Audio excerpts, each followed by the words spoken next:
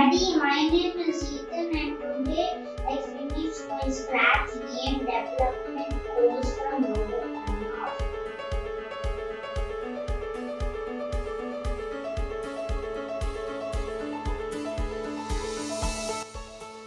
Today I made a Flappy Bird game in Scratch and I'm going to show you how it works. So first you have to press this green flag over here, and once you press it you have to press the space bar and you can see Nemo and a lot of bruises over here.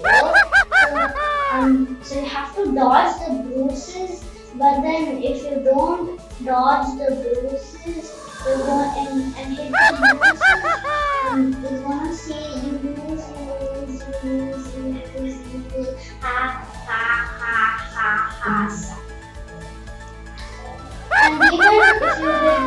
And even if you hit any edges of the screen, it will also say you lose,